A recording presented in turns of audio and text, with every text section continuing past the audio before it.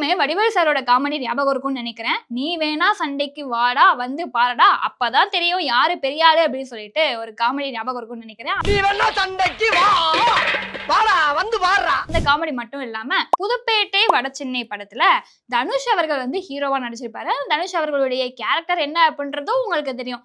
இது ஏன் சம்பந்தம் இல்லாம இவ சொல்றா, என்ன கதையா இருக்கும் அப்படின்னு சொல்லி நீங்க யோசிச்சீங்க அப்படின்னா ஒரு காரணம் இருக்குங்க. என்ன அப்படின்னா திமுகல இருக்கக்கூடிய ஒரு அமைச்சர் இருக்காரு இல்லையா, அந்த அமைச்சரோட கேரக்டரும் வடசென்னை புதுப்பேட்டையில வர தனுஷ் அவர்களுடைய கேரக்டரும் ஒன்னா இருக்குமா. நான் சொல்லும் போதே நீங்க கண்டுபிடிச்சிருப்பீங்க அப்படின்னு நினைக்கிறேன். யார் அப்படின்னா நம்ம சேகர் பாபு ஐயா அவர்களை தான் சொல்றேன். சேகர் பாபு ஐயா எந்த மாதிரியான சர்ச்சை பேச்செல்லாம் பேசியிருக்காரு, அவருடைய வரலாறு என்ன, தகராறு என்ன, அவர் மேல என்ன அலிகேஷன்ஸ் எல்லாம் இருக்கு அப்படின்றத பேசு தமிழா பேசு சேனல்ல இந்த அமைச்சர் மட்டும் இல்ல, அடுத்து வரக்கூடிய காலகட்டங்கள்ல ஒரு அமைச்சரை பத்தியும் நம்ம கொஞ்சம் கொஞ்சமா புட்டு வைக்க போறோம். வணக்கம், வெல்கம். நான் உங்க மோகனா. வாங்க ஷோக்குள்ள போகலாம்.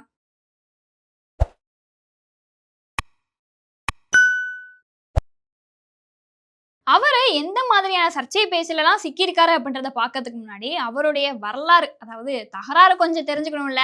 அவருக்கு சேகர் பாபு அப்படின்ற பெயர் மட்டும் இல்லைங்க, நிறைய பெயர்கள் இருக்கு. ஒரு இடத்துலயுமே ஒரு பெயர் இருக்கு. அந்த பெயர் என்ன அப்படின்றத பார்த்துருவோம்.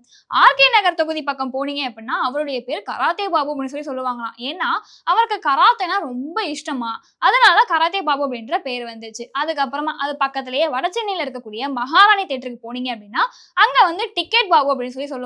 என்ன காரணம்னா அரசியலுக்கு வர்றதுக்கு முன்னாடி அங்க இருக்கக்கூடிய சின்ன சின்ன வேலைகளை அவர் செய்யறதுனால அங்க இருக்கக்கூடிய மக்கள் வந்து டிக்கெட் பாபு அப்படின்னு தான் அவங்க சொல்லுவாங்க. அதுக்கப்புறமா அரசியலுக்குள்ள வந்துட்டாரு. அதிமுகல ஒரு மாவட்ட செயலாளர் பொறுப்பையும் கொடுத்துட்டாங்க. அங்க போய் விசாரிச்சு பார்த்தோம் அப்படின்னா ஏடிஎம்கேல இருக்கக்கூடிய எல்லாருமே என்ன பேர் சொல்லி அழைப்பாங்க அப்படின்னா எஸ்கார்ட் பாபு அப்படின்னு சொல்லி அழைப்பாங்க. என்னன்னா அவரு ஏடிஎம்கேக்குள்ள என்ட்ரி கொடுத்ததுக்கு அப்புறமா மாவட்ட செயலாளர் பொறுப்பையும் கொடுத்தாங்க. அவரு அரசியலுக்குள்ள வர்றதுக்கு முக்கிய காரணமா இருந்த ஒரு நபர் யாரு அப்படின்னா மதுசூதனன் அவர்கள் தான் முக்கிய காரணமா இருந்திருக்காரு. வந்ததுக்கு அப்புறமா ஒரு காலகட்டத்துல அவரையே எதிர்த்து நிக்கிற மாதிரி ஒரு நிலைமை வந்துச்சு. எதிர்த்து நின்று ஜெயலலிதா அவர்களுடைய மனசுல வந்து இடம் பிடிச்சு அவங்க வாயினாலேயே மாவட்ட செயலாளர் பதவியையும் வாங்கி ஒரு நல்ல பெயரை வாங்கி ஒரு செம்ம கெத்துல வாழ்ந்தவர் நம்ம சேகர் பாபு ஐயா. ஒரு பதவியை வாங்கியாச்சு. பதவி வாங்கினாலும் மேல இருக்கக்கூடிய சீனியர்ஸ்க்கு எல்லாருக்குமே ஒரு கோபம் வரும்ல. இங்க மட்டும் இல்ல, எல்லா இடத்துலயுமே அதே மாதிரி தான். இப்ப நல்லா வேலை பார்க்கறோம் அப்படின்னு தெரிஞ்சுன்னா நீங்க எப்படி நல்லா வேலை பார்க்க போச்சு, உன்னை எப்படியாவது நாங்க அழிக்கணுமே அப்படின்னு சொல்லிட்டு நிறைய பேர் செயல்படதான் செய்வாங்க. அவங்க மட்டும் இல்ல, இவருமே அந்த வேலையை பார்க்கதான் செஞ்சிருக்காரு. ஏடிஎம்கேக்குள்ள வந்ததுக்கு அப்புறமா யாருக்கு ஆகாத பாபு ஆகிட்டாரு அப்படின்னா ராயபுரம் ஜெயக்குமாருக்கும் ஆர்கே நகர் வெற்றிவேலுக்கும் ஆகாத பாபு ஆகிட்டாரு. சரி, இதெல்லாம் நடந்து முடிஞ்சிருச்சு. ஏடிஎம்கேல இருந்தாரு, நல்லா செயல்திறன் மிக்கவர். அதுக்கப்புறம் அவருடைய வரலாறு இல்ல தகராறு எப்படி மாறி இருக்கு அப்படின்னா 1991 ஆரம்பிச்ச இவருடைய அரசியல் பயணம் அப்படின்றது 2010 காலகட்டங்கள் வரைக்கும், அதாவது 2011 சட்டமன்ற தேர்தல் நடக்கிறதுக்கு முன்னாடி வரைக்குமே அதிமுகல தான் அவருடைய ஜேர்னியை தொடர்ந்திருக்கு. 2011 அதிமுக இருந்து அப்படியே ஜம்ப் ஆகி திமுகக்கு மாறிட்டாரு. என்னடா இது, அதிமுகல இருக்கும் போது பயங்கரமா திமுக விமர்சனம் பண்ணாரு, ஆனா திமுகக்கு போயிட்டு அப்படியே அடங்கிட்டாரு அப்படின்னு நம்ம யோசிக்கலாம். எல்லாருமே இதே வேலையை தான் பண்றாங்க. இப்போ ஒரு கட்சியில இருக்காங்க, இன்னொரு கட்சிக்கு மாறிட்டாங்க அப்படின்னா அந்த கட்சியை பத்தி பேசுறதே இல்லை. அந்த மாதிரிதான் எல்லாருமே பண்ணிட்டு இருக்காங்க. அப்படி இருக்கும்போது இவரை நம்ம குறை சொல்ல முடியுமாங்க? அதிமுகல இருந்து திமுகக்கு மாறிட்டாரு. இப்ப இங்க நம்ம வந்து இன்னும் கொஞ்சம் எக்ஸ்ட்ரா வேலை பார்க்கணுமே, ஏன்னா நமக்கு அமைச்சர் பதவி வேணும்ல. அவருக்கு அமைச்சராகணும் அப்படின்ற ஒரு ஆசையும் இருந்திருக்கு.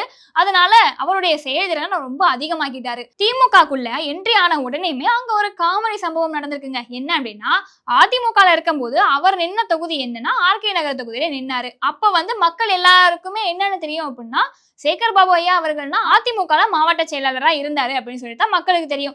இவரை திமுகக்கு மாறினது அங்க இருக்கக்கூடிய மக்களுக்கு அவ்வளவா போய் ரீச் ஆகல. அங்க இருக்கக்கூடிய மக்கள் என்ன பண்ணிட்டாங்க, 2011 சட்டமன்ற தேர்தல் நடக்கும் போது அதிமுகக்கே வந்து அங்க இருக்கக்கூடிய மக்கள் ஓட்டு போட்டாங்க. ஆனா இவர் வந்து அதிமுக சார்பா நிக்கலையே, திமுக சார்பால நின்றுருக்காரு. அவருக்கு வர வேண்டிய ஓட்டு பூரா அதிமுக நின்ன வேட்பாளருக்கு போயிருச்சுங்க. என்னடா இது, நம்ம திமுகக்கு வந்துட்டோம், ஆர்கே நகர் தொகுதி அப்படின்னாலே நம்மளதான் சொல்லுவாங்க, ஓட்டு பூரா நமக்கு வரவே இல்லையா அப்படின்னு சொல்லி விசாரிச்சு பார்த்தாதான் ஓட்டு பூரா ஆப்போசிட் பார்ட்டிக்கு போயிருக்குங்க. அப்படி ஒரு காமெடி சம்பவம் நடந்திருக்கு. சரி, திமுகக்குள்ள வந்தாச்சு, இப்படி ஒரு சம்பவம் ஆகி போச்சு, இந்த தொகுதி வேணாம் அப்படின்னு சொல்லிட்டு வேற தொகுதியை மாத்திட்டாரு.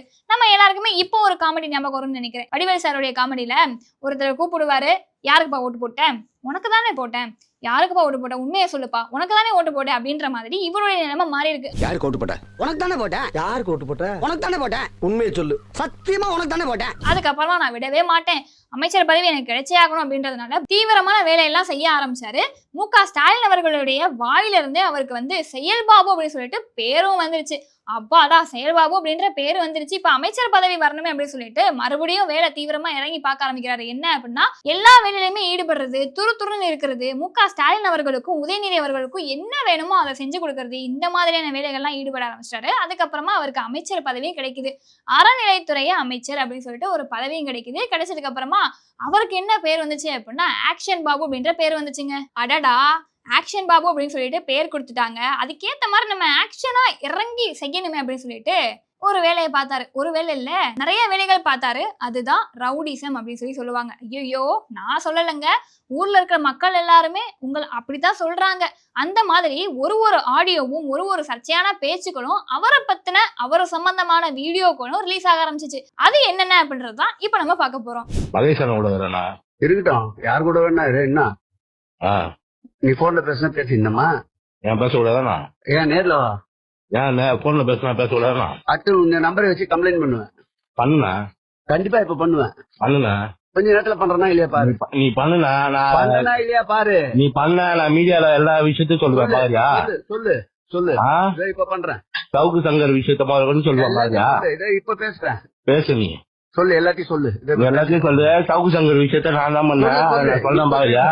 இப்ப பேசுறேன். நீ பேசி என் பேர் தான் நன்றாஜ். வெயிடா மரியாதையா. மரியாதை உனக்கு. ஏய், இவள்தான் மரியாதை உனக்கு. கடந்த ஒரு 6 மாதங்களுக்கு முன்னாடி நம்ம சேகர் பாபு ஐயா அவர்களுடைய ஒரு ஆடியோ ஒன்று ரிலீஸ் ஆச்சுங்க. அந்த ஆடியோ தான் இந்த ஆடியோ. ஒருத்தர் வந்து கால் பண்ணி சேகர் பாபு ஐயா அவர்கள்ட்ட பேசுறாரு. நான் வந்து தன்ராஜ் பேசுறேங்க அப்படின்னு சொல்லி பேசணுன்னே, இந்த மாதிரி திமுக இருக்கிறவங்க தான் நானும் அப்படின்னு சொல்லும் போதே நம்ம ஐயா மிரட்ட ஆரம்பிச்சிட்டாரு. இருந்துட்டு போ, என்ன இப்போ நேர்ல வா, நேர்ல வந்து பாரு, அப்பதான் தெரியும் அப்படின்ற மாதிரி மிரட்ட ஆரம்பிச்சிட்டாரு. மிரட்டினோடனே அந்த பக்கம் இருக்கக்கூடிய நபர் என்ன பண்ணிட்டாங்க அப்படின்னா, என்ன இப்படி பேசுறீங்க, நீங்க வந்து இப்படி பேசுறீங்க அப்படின்னா எல்லா உண்மையுமே நான் வெளியே விட்டுருவேன், பரவாயில்லையா அப்படின்னு சொல்லவும், நீ முதல்ல நேர்ல வாங்கப்பா, நேர்ல வந்துட்டு அதுக்கப்புறம் பேசுங்க அப்படின்ற மாதிரி மறுபடியும் ரவுடிசத்தை கையில எடுத்துட்டு ரவுடிசத்தை பார்ட் டைமா வச்சுட்டு அவரை மிரட்ட ஆரம்பிச்சிட்டாரு. இந்த ஆடியோ மட்டும் இல்ல, இன்னொரு ஒரு ஆடியோ ரிலீஸ் ஆயிருக்கு. வேற ஒரு ஆதீனத்தை நியமிச்சு அந்த சொத்துக்களை மறுபடியும் அந்த ஆதீனத்திலே தம்பிரான்ட்ட ஒப்படைக்குமாறு கேட்டுக்கொள்வோங்க ஐயா. அதெல்லாம் சூழ்நிலை சட்டம் என்ன சொல்றதான் சரி. சட்டத்துக்கு மீறி நீங்க கையகப்படுத்தினா நாங்க சைவ சித்தாந்த கழகம் சார்பா, சைவர்கள் சார்பா நாங்க போராட்டம் பண்ணுவோம் உங்க வீட்டு முன்னாடி. அப்படியா? ஆமாங்க ஐயா. யார்கிட்ட பேசுற? உங்க வீட்டு முன்னாடி தாங்க ஐயா போராட்டம். யார்கிட்ட பேசுற? அமைச்சர் சார்கிட்ட பேசுறேங்க ஐயா. யார்கிட்ட பேசுற? வந்து பண்ணு பார்க்கலாம். கண்டிப்பா சொன்னதுக்காக நான் பண்றேன். ஓகேங்க, பண்ற ஐடியால இல்ல. சரிங்க ஐயா. இப்ப இந்த மிரட்டலுக்காக பண்ணி பாக்குறேன், நீ வந்து பண்ணு. கண்டிப்பாங்க ஐயா. எதிர்கட்சி எல்லாம் போராட்டம் பண்ணுவாங்க, சட்டமன்றத்துல குரல் கொடுத்தாங்க, அதே மாதிரி அண்ணாமலை பேசுவாரு. எடப்பாடி சட்டமன்றத்துல ஒரு ஆதீனத்துக்கு ஆதரவா பேசினாரு, அதே மாதிரி பேசுவாங்க. இல்ல இப்ப இதுக்காகவே பண்ணுவோம். இப்ப நீ சொன்னதுக்காக பண்றோம். சந்தோஷம், நீங்க பண்ணி பாருங்க ஐயா. நான் நடக்கிறது நடக்கட்டும். டேய், தூக்க சொல்றேன் உன்னை. கொஞ்சம் மரியாதை பேசுங்க. நான் உங்கள்கிட்ட ஐயான்னு பேசிட்டு இருக்கேன், நீங்க வாடகைன்னு பேசுறீங்க. நம்ம ஐயாக்கு வந்து அறநிலைத்துறை அப்படின்னு சொல்லிட்டு ஒரு பொறுப்பை கொடுத்து, அமைச்சர் பதவியை கொடுத்து, மக்களை வந்து இவர் பார்த்துப்பாரு. தமிழகத்துல இருக்கக்கூடிய ஒட்டுமொத்த கோவில்களையுமே இவர் பார்த்துப்பாரு. பழமையான கோவில்களுடைய புகழை வந்து எல்லா இடத்துக்கும் கொண்டு சேர்ப்பாரு அப்படின்னு சொல்லி நம்பிட்டு தான் மக்கள் வந்து இவரை அமைச்சரா தேர்ந்தெடுத்திருப்பாங்க. ஆனா இவர் வந்து என்ன வேலைகள்லாம் பாக்குறாருன்றத நீங்களே பார்த்துட்டு இருப்பீங்கன்னு நினைக்கிறேன். இந்த ஆடியோ மட்டும் இல்ல, இன்னொரு ஆடியோவும் இப்ப ரிலீஸ் ஆயிருக்குன்றத பார்த்தோம். அதுல என்ன நடந்திருக்கு அப்படின்னா, சூரியனார் கோவிலுடைய ஆதீனத்தை கைப்பற்ற போறதா ஒரு செய்தி வந்திருக்கு. அது தொடர்பா ஒருத்தர் வந்து கால் பண்ணி கேட்கிறாரு. என்னங்க இப்படி சொல்றாங்க அப்படின்னு சொல்லிட்டு கேட்கும் போது, நீ யாரு நீ ஏன் என்கிட்ட பேசுற, உனக்கு என்ன தைரியம் இருக்கு, நீயும் நேர்ல வா, முடிஞ்சா உன்கிட்ட நான் அப்புறம் பேசுறேன் அப்படின்ற மாதிரி நம்ம ஐயா அங்கேயே ஒரு மிரட்டலை போட்டிருக்காரு. ச்சே, என்னங்க இது, நல்லா நெத்தி நிறைய பட்டையும் கழுத்துல ஒரு மாலையும் போட்டிருக்கீங்க, மக்கள் உங்களை என்னன்னு நினைச்சிருப்பாங்க, ஆனா இப்படியா நீங்க செயல்படுவீங்க? இதுல திமுக வந்து ஆட்சிக்கு வர்றதுக்கு முன்னாடி தேர்தல் அறிக்கையில ஒரு வாக்குறுதியும் கொடுத்திருந்தாங்க. தமிழகத்துல இருக்கக்கூடிய பழமையான கோவில்களை நாங்க புதுப்பிக்கிறதுக்காக 1000 கோடி வந்து நாங்க நிதி ஒதுக்கி இருக்கோம் அப்படின்னு சொல்லி சொன்னாங்க. ஆனா அந்த நிதியை என்ன பண்ணாங்க அப்படின்னு சொல்லி தெரியவும் இல்லைங்க.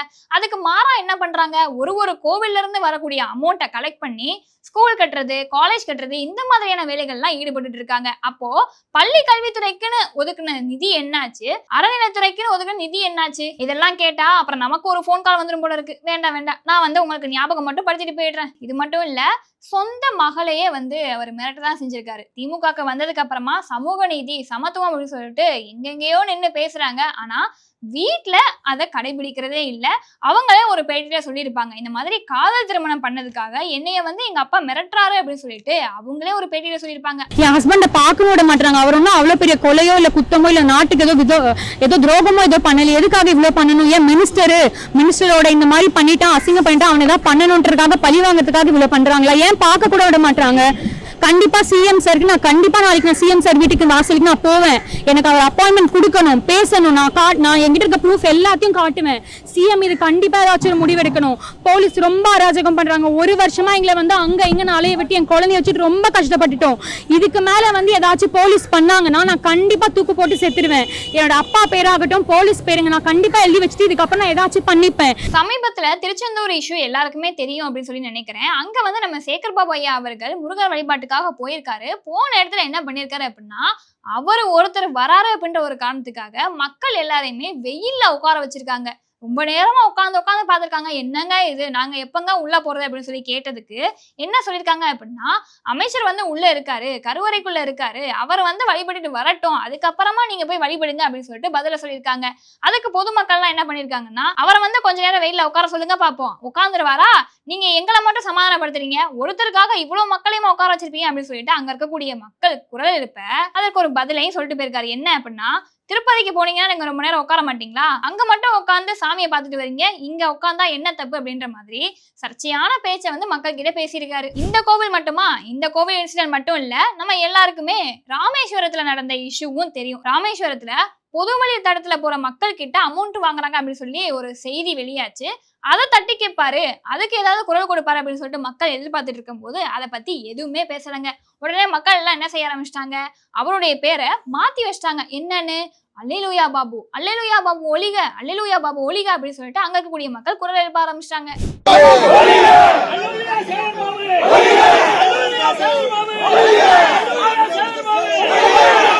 இப்ப ரீசெண்டா நடந்த ஒரு இஷ்யூ கூட எல்லாருக்குமே ஞாபகம் இருக்கும்னு நினைக்கிறேன். தூய்மை பணியாளர்களுடைய போராட்டம், ரிப்பன் பில்டிங்ல அவ்வளவு பேர் வந்து போராட்டம் நடத்தினாங்க.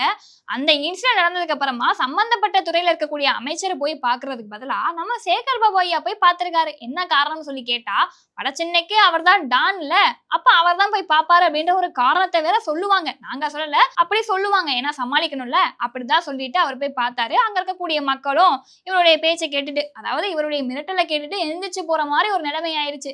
அது மட்டும் இல்லாம, என்னங்க இந்த மாதிரி நடந்திருக்கே அப்படின்னு சொல்லிட்டு ஊடக தரப்புல இருந்து ஒருத்தர் கேள்வி கேட்கும் போது அவர் என்ன பண்ணிருக்காரு அப்படின்னா, அங்கேயும் மிரட்டி இருக்காருங்க. நீ யாருப்பா, நீ எந்த மீடியாப்பா, நீ எந்த துறையில இருந்து வர, உனக்கெல்லாம் பதில் சொல்ல முடியாது, நான் வந்து பத்திரிகையாளர்களுக்கு தான் பதில் சொல்ல போறேன், உனக்கெல்லாம் பதில் சொல்ல மாட்டேன் அப்படின்னு சொல்லிட்டு எல்லாரும் முன்னாடியும் கேமரா ஆன்ல இருக்குன்னு தெரிஞ்சும் அங்க வந்து மிரட்டல போட்டிருக்காரு. நீங்க எந்த பிரஸ்? அப்படிலாம் பத்திரிகையால் தான் நான் சந்திக்கிறேன், உங்களை சந்திக்கல. பத்திரிகையால் தான் சந்திக்கிறேன், உங்களை சந்திக்கல. இந்த சம்பவங்கள் மட்டும் இல்ல, இன்னும் நிறைய சம்பவங்கள் திமுக ஆட்சி வந்ததுக்கு அப்புறமா இந்த 2021 இருந்து 2025 இப்ப வரைக்குமே சேகர் பாபு ஐயா அவர்கள் அவ்வளோ விஷயங்கள் பண்ணியிருக்காங்க. அது எல்லாமே சொல்றதுக்கு நமக்கு வந்து ஒரு நாள் பத்தாது. எப்படியும் ஒரு எபிசோட்லயும் நம்ம ஒண்ணா வெளியே கொண்டு வருவோம். இப்போ அவர் மேல இருக்கக்கூடிய குற்றச்சாட்டுகள் என்ன அப்படின்றத பார்ப்போம். அறநிலையத்துறை அப்படின்னு சொல்லிட்டு ஒரு பதவியை கொடுத்ததுக்கு அப்புறமா அவர் மேல எந்த ஒரு குற்றச்சாட்டும் வராது, கோவில் சம்பந்தமா எந்த விஷயமும் பண்ண மாட்டாரு அப்படின்னு சொல்லி பார்த்தோம்னா, தமிழகத்துல மட்டுமே நிலங்கள் வந்து காணாம போயிருக்கு. அதுவும் அறநிலையத்துறைக்கு சொந்தமான நிலங்கள் காணாம போயிருக்கு. அது எங்க போச்சு, என்ன ஆச்சு, யார் கையில இருக்கு அப்படின்ற ஒரு விவரம் கூட தெரிய வரல. அது மட்டும் இல்லாம நம்ம முன்னாடியே ஒரு குறிப்பு சொல்லியிருந்தோம். என்ன அப்படின்னா, இப்ப தமிழகத்துல நிறைய பெரிய பெரிய கோவில்கள் இருக்கு, அதுல வருமானம் அப்படின்றது அதிகமா தான் இருக்கும். அது ஒரு பக்கம் இருந்தாலும் இந்த பக்கம் பாத்தீங்க அப்படின்னா வருமானம் கம்மியா இருக்கக்கூடிய கோவில்களும் இருக்கதான் செய்யுது. 30 ரூபா வர்றது, 40 ரூபா வரக்கூடிய கோவில்களும் அங்க இருக்கதான் செய்யுது.